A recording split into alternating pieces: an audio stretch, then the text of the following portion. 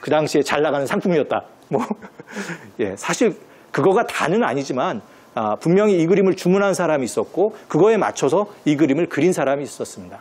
아마 이러한 저희 생각은 저보다도 더 먼저 현대 예술가들이 그 부분을 짚어내기도 합니다. 팝 아트의 거장, 현대미술의 아이콘이라 불리는 미국의 화가이자 예술가인 앤디 워홀. 대중적 이미지를 채용한 반회화를 주로 제작. 대중미술과 순수미술의 경계를 무너뜨리고 시각예술 전반에서 변화를 주도 20세기 가장 영향력 있는 미술가로 평가받고 있다. 그의 작품들은 팝 아트라는 새로운 장르를 열었고 그는 인류 미술사 최고의 혁신가로 남았다. 자, 그러면 우리가 르네상스 미술은 상품이다 이런 생각을 했지만 실제로 이런 생각을 가지고 있었던 현대 예술가들이 있었습니다. 어떻게 보면 정말 예술가들의 인사이트, 통찰력이 느껴지는 작품이 있는데요. 여러분이 잘 아는 앤디 워홀은 일찍부터 모나리자를 이렇게 자기 작품에 담았습니다. 사람들이 누구 좋아한다라는 거예요? 모나리자 좋아하니까 이렇게 잘 보지도 못하고 알지도 못하지만 그렇게 좋아한다니까 모나리자를 이렇게 많이 그렸죠. 또 현대의 모나리자를 찾았습니다. 누구예요? 마릴린 monroe를 또 모나리자라고 생각해서 여러분들한테 보여줬던 거죠. 어떻게 보면 이 작가는 모나리자가 갖고 있는 상품적 속성을 이미 어떻게 보면 대중 스타적인 속성을 이미 일찍부터 알고 있었던 것 같습니다. 물론 모나리자에 대한 과도한 찬양을 비판하는 작가도 있었습니다. 듀샹이라는 작가인데요. 이 작가는 아마 모나리자 사실 아름답다고 하는데 자세히 보게 되면 굉장히 좀 중성적인 얼굴입니다. 아름다움보다는 좀 거리가 멀고 도리어 신비로운 그런 느낌이 있는데요. 이런 그림을 약간 희화화하시고 장난시킨 이런 그림들이 있습니다. 어떻게 보면 우리의 통념, 미에 대한 고정관념을 이 듀샹은 아마 거부했던 그런 작가라고 생각이 됩니다. 근데 재미있는 거는 레오나르도 다빈치, 천재적 화가의 어떤 화신이라고 할 수 있는데요. 이 두 작품을 얘기하면 굉장히 길어지겠지만 이 작가는 고객이 원하면 이 작가도 뭐예요? 한 번 더 그립니다. 그 작가도 사실은 고객이 있었고요. 고객의 눈높이에 의해서 얼마든지 그걸 맞출 준비가 되어 있었던 겁니다. 두 그림은 사실은 완전히 쌍둥이 그림인데요. 약간의 차이는 있습니다. 꼭 숨은 그림 찾기 같은데요. 하나는 지금 루브르에 있고요. 다른 하나는 영국 런던 내셔널 갤러리에 있습니다. 서로 자기 작품이 더 좋다고 얘기를 하죠. 여러분 생각은 어떻게 될지 모르겠습니다. 어떻게 보면 우리한테 너무나 친숙한 르네상스를 상업 문화로 놓고 본다면 굉장히 깊숙하게 읽을 수 있다는 말씀을 여러분들에게 드렸는데요. 여기에 대한 핵심 포인트가 몇 가지 있습니다. 이것은 단순히 서양 르네상스의 어떤 주인공으로서 누구를 봐야 된다는 거예요. 상인 계층을 봐야 된다는 메시지도 있지만 또 한 가지는 이 화가와 사회와의 관계도 무슨 관계였다는 거예요? 상업적 관계가 있었다는 겁니다. 그림을 주문하는 사람이 있었던 거고 그림을 샀던 사람이 있었던 거고 그렇게 해갖고 미술이 만들어졌다는 겁니다. 또 한 가지 중요한 거는 이것들이 어떻게 보면은 중세에는 부를 내가 돈이 많다라는 걸 세상한테 알리는 데 있어서 굉장히 주저함이 있었습니다. 기독교적인 교리가 있었는데요.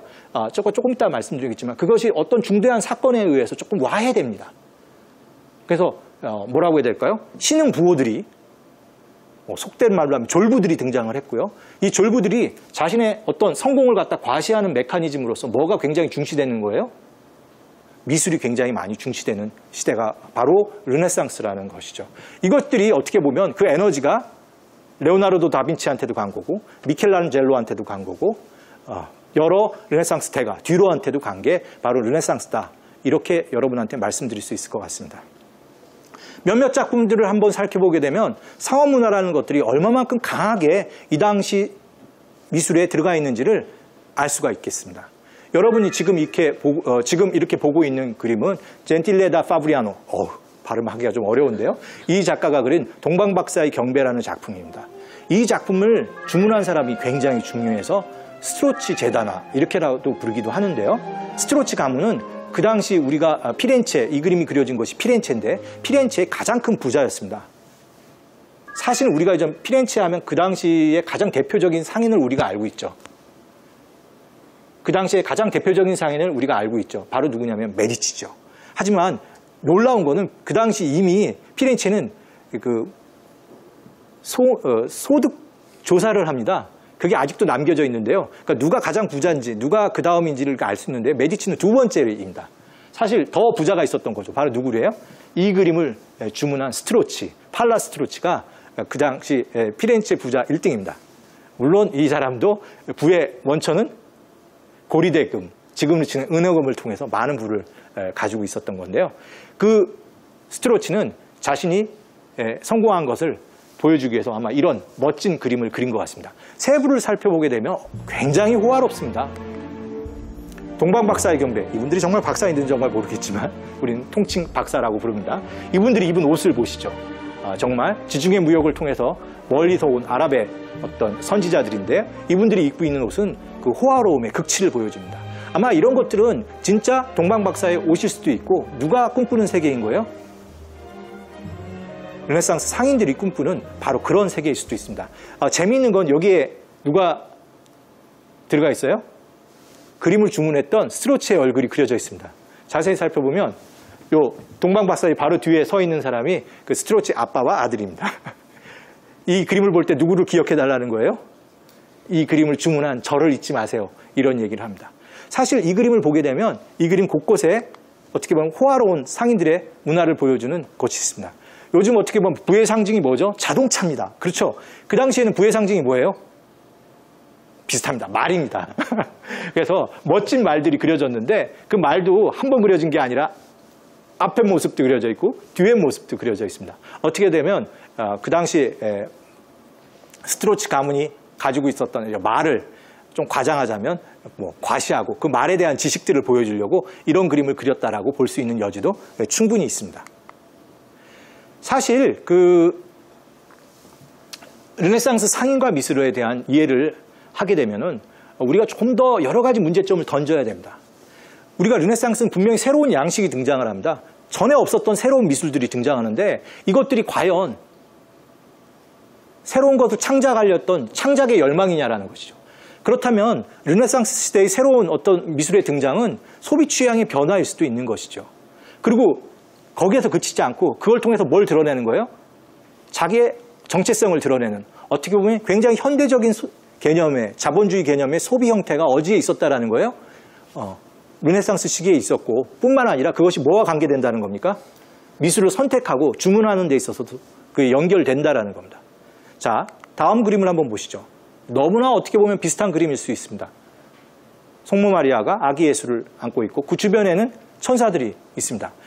한번 이 두 그림을 보시고 여러분이 성공한 르네상스 상인이라고 한번 생각하십시오. 어느 그림을 주문하시겠습니까? 다 하나만 선택하셔야 됩니다.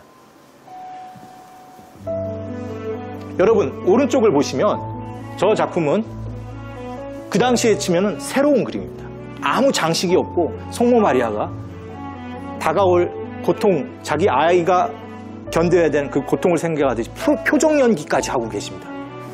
반면에 왼쪽에 있는 그림을 보게 되면은 아주 호화롭게 장식되어 있습니다. 장식도 되게 많고요. 성모 마리아 입은 옷을 보게 되면 굉장히 섬세하게 처리되어 있습니다. 의자를 비교해 봐도 그렇습니다. 하나는 아주 단순한 건축적인 의자에 앉아 있고요. 하나는 멋진 천으로 둘러싸인 호화로운 옥자에 앉아 있습니다. 자, 여러분 성공한 상인입니다. 어느 작품에 주문을 하시겠습니까? 예, 한번 우리가 가장 우리 중요한 르네상스 상인의 입장으로 한번 들어가 보시죠. 메디치. 메디치는 어떤 주문을 했을까요? 오더를 했을까요? 예, 메디치는 자기가 성공했지만 플러스 뭘 가지고 있다는 거예요? 새로운 미술을 볼 줄 아는 안목이 있다는 걸 과시하고 싶었던 겁니다. 팔라 스트로치 같은 전통적인 피렌체의 상인 가문은 호화로운 작품을 주문했고요. 메디치가 새로운 거는 돈만 있었던 게 아니라 이 사람들이 뭘 가지고 있었다는 거예요? 새로운 흐름을 짚어내고 거기에다가 돈을 투자할 수 있는 안목이 있었다는 겁니다. 사실 마사치오의 저 근엄한 성모 마리아를 선택했죠. 만약에 그 메디치 가문이 전통적인 미술을 계속 추정했다면 아마 우리가 메디치 가문의 그 역사적 비중을 그렇게 높게 평가하지 않았을 겁니다. 메디치 가문은 뭐와 뭘 다 같이 갖고 있었던 거예요? 돈과 안목을 다 같이 갖고 있었고, 자기가 비록 배경은 없는 신흥 계급이었지만 뭘 가지고 있었다는 거예요? 문화라는 새로운 무기를 가지고 있었다는 것을, 이런 작품을 선택하고 작가를 선택할 때 굉장히 효과적으로 썼다라는 겁니다. 그러니까 작품이 뭘 보여주는 거예요? 어떻게 보면 작품을 구매하는 사람의 정체성을 드러내는 그런 메커니즘으로 쓰였다라는 게 이런 작품을 통해서 알 수 있습니다. 이런 그림을 보면 르네상스 사람들은 뭘 생각했을까요? 정확하게는 르네상스 상인들은 뭘 생각했을까요? 여러분, 오른쪽 그림을 보게 되시면 유클리드 기하학의 한 장면입니다. 이 사람들은 기하학적 지식도 굉장히 많이 가지고 있었습니다. 수학적 지식도 웬만한 그 환전을 하려면 계산을 많이 해야 되잖아요. 그런 것들을 초중등 교육에서 이미 습득한 사람입니다. 굉장히 명석했던 사람들입니다. 그렇기 때문에 이들은 그림을 원할 때도 어떤 그림을 원했을까요? 논리적으로, 수학적으로 완벽한 그림들을 점차 원했던 거고, 이것들이 결국 르네상스를 만드는 원천이 되었던 거죠. 르네상스 하면 가장 르네상스 미술의 최고 발명품이 뭡니까? 바로 이 그림 속에 있는데요. 원근법 아니겠습니까? 예. 서양 회화의 근간인 원근법. 3차원의 물체가 위치하는 공간과의 관계를 2차원적 평면에 묘사하는 기법으로 투시도법이라고도 한다. 원근법이란 겉으로 보기에는 그림 기법이지만 사실은 기하학적 이론의 바탕을 둔 수학인데, 평행되는 면에 있는 모든 평행선을 수평선 위의 한 점, 즉 소실점으로 모이게 해서 표현하는 그림 기법이다. 르네상스 시기, 삼각형 구도와 원근법으로 질서와 균형을 갖춘 작품들을 찾아볼 수 있는데, 인간의 시각이 주체가 돼 공간을 인식하기 시작했기 때문이다. 그렇기 때문에 르네상스 화가들, 이 원근법 이후의 르네상스 화가들은 뭘 그릴 줄 알아야 돼요? 이 복잡한 원근법을 그리지 못하면 화가 노릇을 하지 못하는 그런 세계가 오게 되죠. 이런 복잡한 작도, 기하학적으로 명석한 세계들을, 이건 누가 원했던 거냐면 화가가 원했기보다는 누가 좋아하는 세계였어요? 르네상스 엘리트 상인들이 좋아했던 그런 세계라고 볼 수 있습니다. 화가는 어떻게 보면 그런 상인들의 눈높이에 응답한 사람이 바로 화가라고 할 수가 있는 것이죠. 이 그림을 보시면 여러분이 뭔가 이상한 점을 느끼습니다. 상당히 많은 규칙성을 찾을 수가 있는데요. 세바스티아노 성인이 지금 순교를 당하고 있고, 성인을 지금 이게 화살을 쏘는 저 이교도들이 쭉 둘러싸고 있는데요. 사실은 이건 원뿔 모습을 그대로 옮겨놓은 구도 하에서 배치되어 있고요. 여러분, 저 이교도 궁사들을 잘 살펴보게 되면 똑같은 사람의 앞면, 뒷면, 앞면, 뒷면입니다. 이런 규칙성을 통해 갖고 자기가 공간에 대한 이해, 어떻게 보면 인체에 대한 이해를 제대로 할 수 있다는 것을 구매자에게 아마 이 작가는 과시하고 싶었던 그런 그림이라고 생각할 수도 있을 것 같습니다. 자, 레오나르도 다빈치 또 한번 생각해 보죠. 원근법에 의해서 화면 공간이 논리적으로 변했습니다. 그러면 그 공간에 논리적인 사람이 들어가야 되죠. 이상한 사람이 들어가면 안 되겠죠. 해부학적인 신체의 정확성을 갖춘 사람들이 그림 속에 들어가게 되어 있습니다. 정말 공간이 논리화되면서 인체에 대한 이해도 굉장히 중요했던 거고요. 그것은 결국 우리가 레오나르도 다빈치의 저렇게 보이는 해부도 실험과 같은 그림들이 쏟아져 나오게 된 게 바로 르네상스 시기라고 할 수가 있습니다. 그런데 과연 르네상스의 상업문화는 바로 여기에 그칠까요? 그렇지 않습니다. 르네상스는 거대한 상업혁명의 어떤 회오리 속에 한 곳에 있었는데요. 그 중에 중요한 게 하나가 바로 뭐냐면은 안료무역이었습니다. 지금은 여러분 물감을 어디서 사십니까?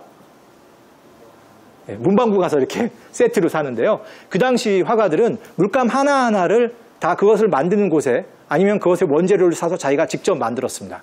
그래서 제가 가끔 이렇게 말씀드릴 드리는데, 그 당시 르네상스 화가의 작업실은 지금으로 치면 일종의 뭐예요? 한약방 같은 그런 곳이었을 것 같습니다. 여기저기 조제실이 굉장히 많고요. 우리가 스파이시, 스페치에라고 하는 그 여러 약초들 이런 것들이 있었고 그 가운데서 작가가 직접 뭘 만드는 거예요? 그림만 잘 그리는 것들이 아니라 재료를 선택하고 그걸 가공해서 그림을 그리죠. 이거 너무 뻔한 질문이 됐는데요. 그 당시 화가들이 가장 귀하게 생각했던 색채가 무슨 색깔일까요? 네, 파란색입니다. 파란색을 낼 수 있는 방법이 몇 가지가 있었는데요. 그 중에서 제일 중요한 게 라피스 라줄리라는 이 지금도 준 보석으로 치는 보석을 가공해서 만드는 아주 짙은 파란색을 가장 선호했죠. 이것은 거의 금값보다 더 비쌌습니다. 왜냐하면 마르코 폴로의 기록에도 나오는데 지금으로 치면 아프가니스탄 그쪽에서만 채굴이 되었습니다. 그걸 가지고 채굴을 하면 낙타탄 대상이 그걸 끌고 어디로 오는 거예요? 알렉산드리아를 갖고 오면 아마 이탈리아 상인 중에서 베네치아 상인이 많이 가서 그걸 다시 사서 어디로 갖고 오는 거예요? 베네치아로 오면 그것들을 다시 사서 피렌체로 그걸 다시 사서 전 유럽의 화가들이 파란색을 쓸 수가 있었습니다. 그러니까 아주 귀한 파란색이었고요. 이런 파란색이 들어간 것 자체가 그 그림에 뭘 높여주냐면 그 그림의 가치를 높여주는 거였습니다. 자, 이 그림에 이제 뭐가 보이십니까? 예, 성모님을 둘러싸고 있는 파란색 옷이 보일 겁니다. 예, 이제 파란색만 그림 속을 찾으면 르네상스 미술의 절반을 이해한 겁니다. 제일 이거는 누가 입을 수밖에 없어요? 그림에서 가장 귀한 사람, 성모, 예수 그리스도 이런 분만이 입을 수밖에 없습니다. 지금 이 파란색을 보시는데요. 저건 정말 베네치아 화가들이 즐겨 쓰는 파란색이라고 합니다. 왜냐하면 이게 베네치아를 벗어나면 물가가 오르듯이 되게 비쌌기 때문에 베네치아 화가들은 좀 여유롭게 썼습니다. 좀 부티가 많이 나지 않아요?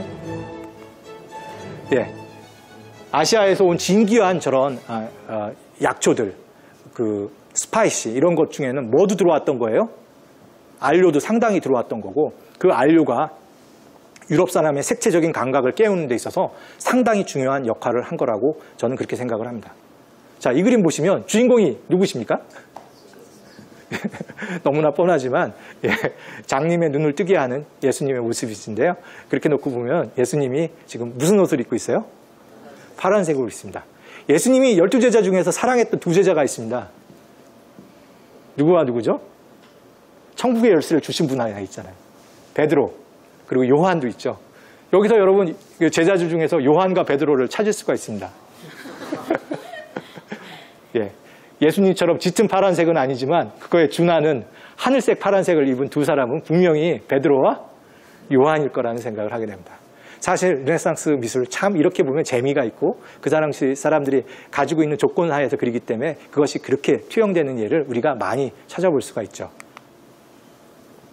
자, 중세 르네상스로 넘어가면서 유럽 문화가 굉장히 가파르게 상승할 것 같은데 직격탄을 맞는 일이 벌어집니다. 무시무시한 일이 벌어지죠. 바로 이 흑사병이 중세의 한복판, 어떻게 보면 그것이 르네상스를 후퇴시켰다라고도 볼 수 있을 만큼 강력한 충격이 벌어지게 됩니다.